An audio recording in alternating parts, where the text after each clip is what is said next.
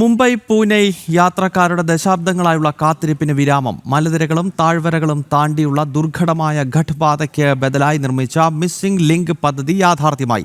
മഹാരാഷ്ട്ര ദിനത്തിൽ മുഖ്യമന്ത്രി ദേവേന്ദ്ര ഫട്നാവിസ് പാതയുടെ ഉദ്ഘാടന കർമ്മം നിർവഹിച്ചു. ഈ പാതയിലൂടെ യാത്രാസമയം അരമണിക്കൂറോളം ലാഭിക്കാം. മുംബൈ പൂനെ യാത്രയിലെ ഏറ്റവും വലിയ വെല്ലുവിളിയായിരുന്ന ഖണ്ടാലഘട്ടിലെ ഗതാഗതക്കുരുക്കിന് ഇനി ശമനമുണ്ടാകും. നിലവിലെ പാതയിലെ കടുത്ത വളവുകളും കയറ്റങ്ങളും ഒഴിവാക്കി ദുർഘടങ്ങളെ മറികടന്നാണ് പുതിയ മിസ്സിംഗ് ലിങ്ക് പാത കടന്നു പോകുന്നത്.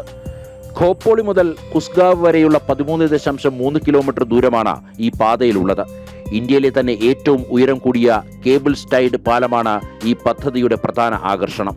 ലോണാവാലയിലെ ടൈഗർ വാലിക്ക് മുകളിലൂടെ 125 മീറ്റർ ഉയരത്തിലാണ് ഇത് നിർമ്മിച്ചിരിക്കുന്നത്. മഴയും മൂടൽമഞ്ഞും ശക്തമായ കാറ്റും അതിജീവിക്കാൻ ശേഷിയുള്ളതാണ് ഈ പാലം.